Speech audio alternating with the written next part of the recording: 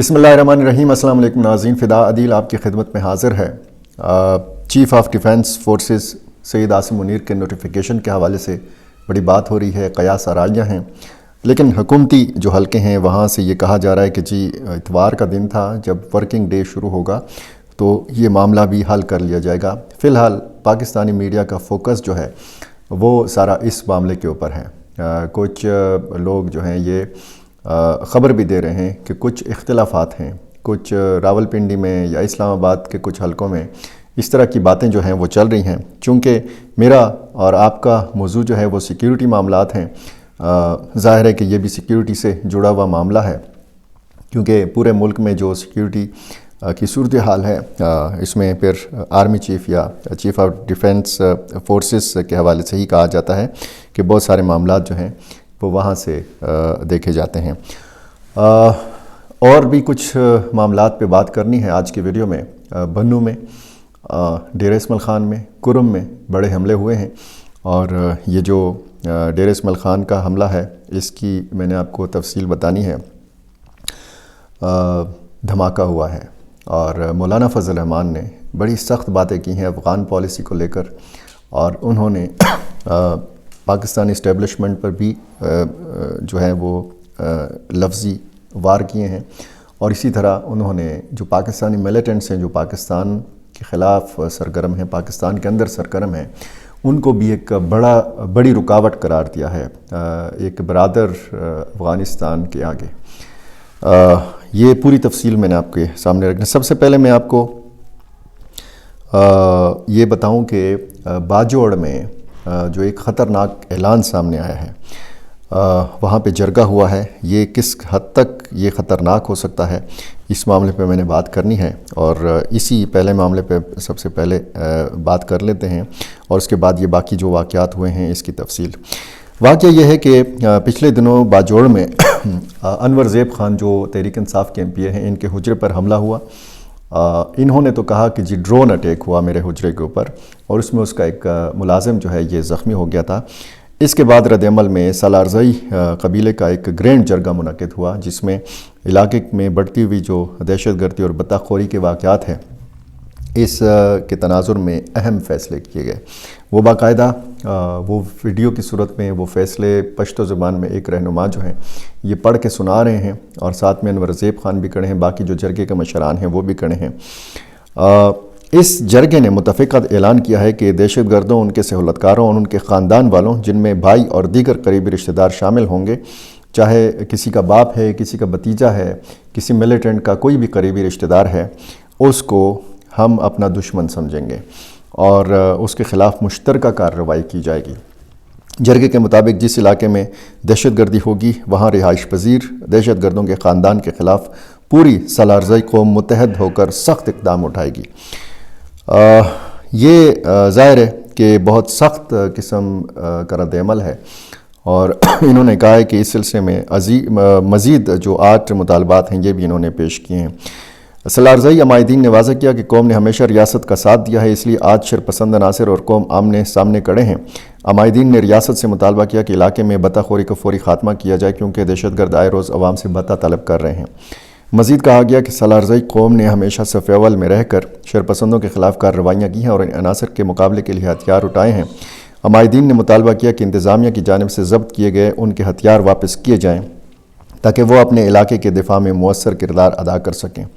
یعنی وہ ہتھیار جو ان سے لیے گئے تھے یا جو اخراجات صوبائی حکومت کے یا وفاق کے اس جنگ پہ لگ رہے ہیں، انہوں نے کہا ہے کہ یہ سارا معاملہ سالارزئی قوم کے حوالے کر دیا جائے، اور یہ واضح کیا پشتو الفاظ میں، واضح الفاظ میں انہوں نے کہا کہ جو بھی ملیٹنٹ ہوگا اور اس کا کوئی رشتہ دار ادھر ہوگا، اگر کوئی واقعہ ہوتا ہے تو پھر ان کے رشتہ داروں کو جو ہے معاف نہیں کیا جائے گا۔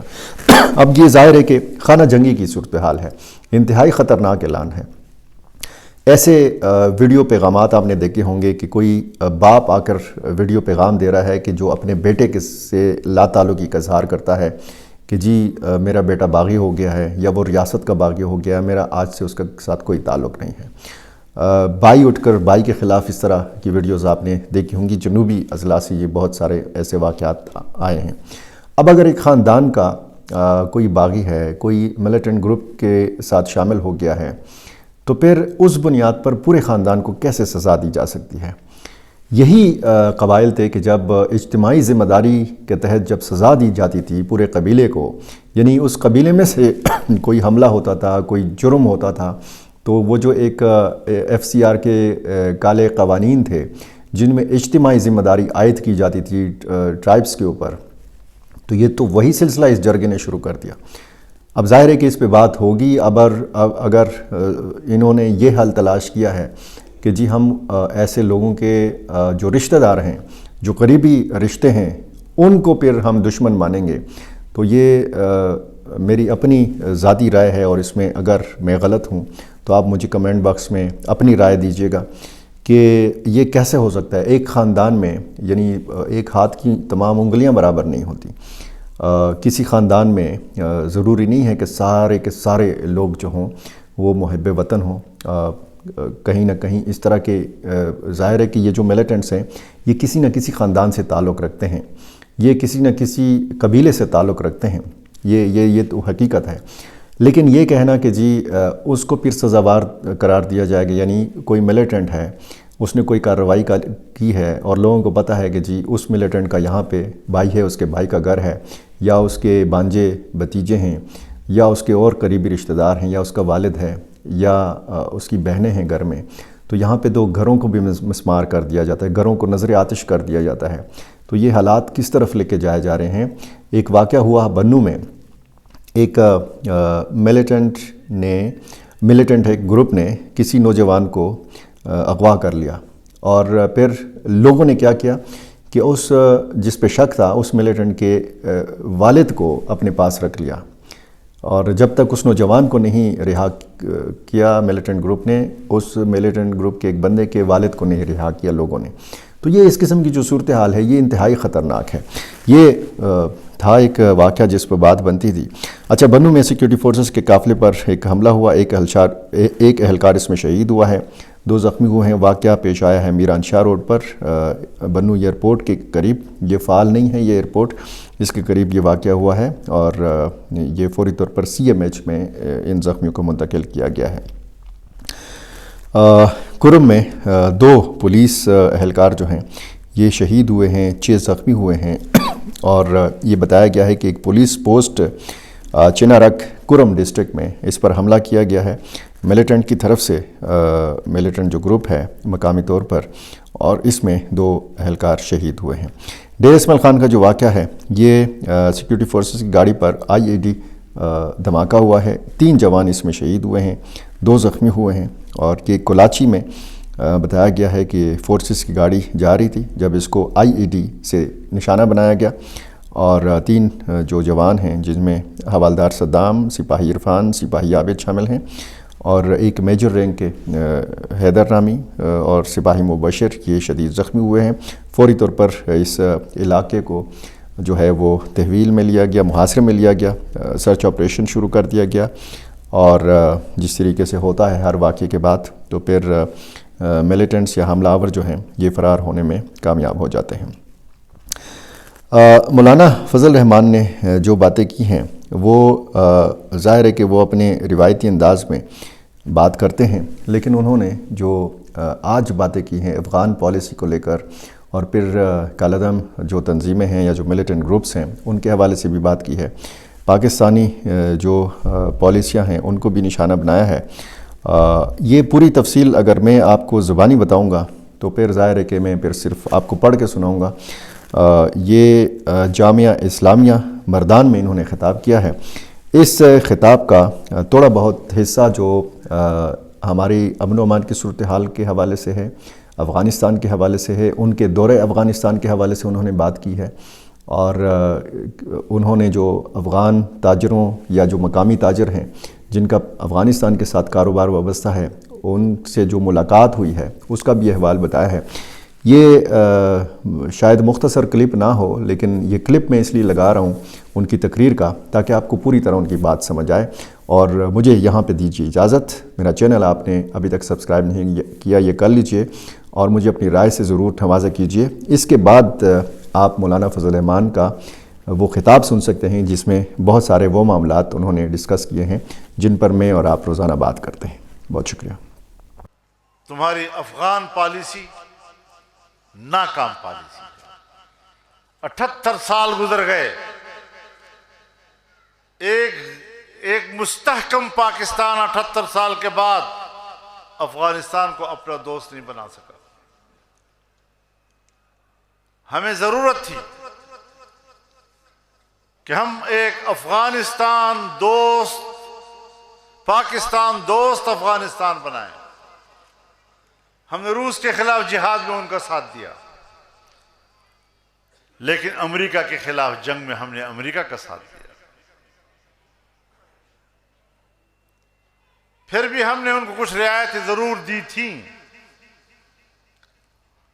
آج سارا ملبہ ہم ان پہ ڈال رہے ہیں۔ میں نہیں کہتا کہ وہاں کمزوریاں نہیں، میں نہیں کہتا کہ ہماری کوئی ساری شکایتیں غلط ہوں گی، لیکن آپ سفارتکاری کے ذریعے سے ملک کو اپنے قریب کیوں نہیں لا سکے؟ تمہاری سفارتکاری کیوں ناکام ہے؟ میں نے ایک دورہ کیا تھا 1 ہفتے کا، علماء کرام میرے ساتھ تھے، شیخ ادریس صاحب میرے ساتھ تھے۔ 1 ہفتے میں ہم پورا ایجنڈا مکمل کر کے واپس آئے کامیابی کے ساتھ۔ وہ ہمارا بنا بنایا کام تم سے بگڑ گیا، تم اس کو بھی نہیں چلا سکے۔ پھر کہتے ہیں کہ ہم ساری صلاحیتیں ہمارے پاس ہے۔ بھائی تم صرف جنگ جانتے ہو، ساری پالیسیاں، سارے سوچ، ساری تدبیریں جنگ کے لیے ہیں، اور اب بھی یہ مسئلہ آپ حل نہیں کر سکیں گے۔ تاہم ہم جنگ کے خلاف ہیں۔ دونوں ملکوں کے درمیان بھی جنگ نہیں ہونی چاہیے، اور پاکستان کے اندر بھی مسلح گروہ جو یہاں جنگ لڑ رہے ہیں، ہم ان سے بھی کہتے ہیں کہ خطے میں امن کے لیے آپ بھی اپنی پالیسی پہ نظر ثانی کریں۔ مسلح گروہ بھی جنگ بند کرے، افغانستان بھی اس حوالے سے تعاون کرے، پاکستان بھی اس حوالے سے پیش رفت کرے، انشاءاللہ قومیں دوستی چاہتی ہیں۔ ہم دونوں برادر اسلامی ملک ہیں۔ وہاں سے فائرنگ ہوگی تو وہ بھی اللہ اکبر کا نعرہ لگائیں گے، یہاں سے فائرنگ ہوگی تو بھی اللہ اکبر کا نعرہ لگائیں گے۔ وہ بھی باجماعت نماز پڑھ کے مورچے میں جائیں گے، اور تم بھی باجماعت نماز پڑھ کے مورچے میں جاؤ گے۔ یہ کون سی اسلامی برادری ہے؟ اسلامی امت و جسد واحد ہے، اور ہم اسلامی امت کو تقسیم کر رہے ہیں۔ تو میں تو آج کے اس جلسے سے دونوں ملکوں سے کہنا چاہتا ہوں کہ وہ اپنے رویوں پہ نظر ثانی کریں، دشمنی کی طرف جانے کی بجائے ایک مضبوط برادرانہ تعلقات اور مستحکم تعلقات کی طرف جانا چاہیے۔ جو پاکستان کے حصوں میں مسلح کارروائیاں کرتے ہیں، جمعیت علماء اسلام ان کارروائیوں کے حق میں نہیں ہے، اور میں سمجھتا ہوں کہ اگر افغانستان اور پاکستان کے تعلقات خراب ہو رہے ہیں تو اس کی جو ظاہری سبب ہے، جو بیان کی جاتی ہے، وہ پاکستان کے اندر مسلح گروہوں کی کارروائیاں ہیں۔ ہم ان سے بھی کہتے ہیں کہ آپ بھی ذرا خدا کا خوف کریں، ہمیں ایک برادر افغانستان چاہیے، اور آپ اس میں رکاوٹ ہے۔ افغانستان کی حکومت کو بھی اس میں کردار ادا کرنا چاہیے۔ میرے پاس ہمارے پشتونخوا کے بارڈر کے تاجر آئے تھے، 8-8 10-10 کلومیٹر تک ٹرکیں کھڑی ہیں، ہمارا مال ادھر نہیں جا سکتا، ان کا مال ادھر نہیں جا سکتا، اور اس پہ تازہ پھل اور ترکاریاں ہیں جو گل رہی ہیں، تباہ ہو گئی۔ ان بیچاروں کا کیا گناہ ہے؟ وہ تو کاروبار کر رہے ہیں، تجارت کر رہے ہیں،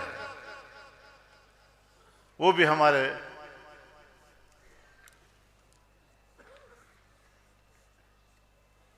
تعلقات کی بھیڑ چڑھ رہے ہیں، کیوں آخر؟ تو اس حوالے سے ہم اپنے ملک میں بھی انسانی حقوق کی جنگ لڑیں گے، انصاف کی جنگ لڑیں گے، شریعت کی بات کریں گے۔ اور میں حیران اس بات پر ہوں، وہاں امریکہ میں کوئی ایک بندہ ہے جو غالباً افغانی ہے، اور اس نے وہاں امریکہ میں کچھ لوگوں کو قتل کر دیا، اور خبریں یہ ہے کہ یہ بندہ امریکہ کی سی آئی اے کے ساتھ کام کرتا رہا ہے، یہ ان کا ملازم رہا ہے۔ اب ملازم افغانی ہو اور ہو سی آئی اے کا، اور امریکہ میں کارروائی کر لے تو اپنی ناکامی کا اعتراف کرو نا۔ ٹرمپ کیا کہتا ہے؟ یہ افغانستان بہت بری جگہ ہے، اس لیے کہ امریکہ میں 2 آدمی مر گئے۔ وہ کمبخت، امریکہ میں تمہارے بندے نے تمہیں مارا ہے، 2 آدمیوں کو مارا ہے، اس کے بدلے میں افغانستان جہنم ہے، افغانستان یہ ہے وہ ہے۔ یہ جو فلسطین اور غزہ میں ہوا اور تمہارے تعاون سے ہوا اور اسرائیل نے کیا، 70,000 سے زیادہ فلسطینی کو 1 سال 2 سال کے اندر شہید کر دیا گیا، 1.5-2 لاکھ لوگ زخمی پڑے ہوئے ہیں، 1.5-2 لاکھ لوگ بے گھر ہو گئے ہیں۔ ان سارے مظالم کے پشت پر امریکہ ہے۔ اسرائیل کو شاباش دے رہے ہو فلسطینیوں کے قتل پر، اور اپنے 2 آدمیوں کے مرنے پر افغانستان کو جہنم کہہ رہے ہو۔ کچھ تو شرم آنی چاہیے، انسانی حقوق کو پامال کیا۔ اور ہمارا حکمران کیا کر رہا ہے پتہ ہے؟ جس نے 1 لاکھ کے قریب بچوں، خواتین، عام شہریوں کو شہید کیا، 1.5-2 لاکھ بے گھر ہو گئے، زخمی پڑے ہوئے ہیں، دربدر ہو گئے، اور جس ٹرمپ کے ہاتھ سے، جس امریکی قیادت کے ہاتھوں سے فلسطینیوں کا خون ٹپک رہا ہے، میرا شہباز شریف کہتا ہے کہ اس کو امن کا نوبل انعام ملنا چاہیے۔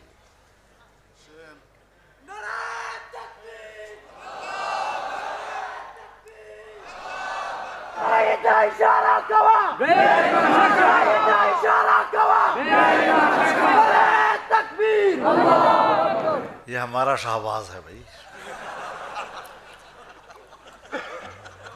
جس کی پرواز ہے ثریا تک، ایسا شہباز ہے ہمارا شریف۔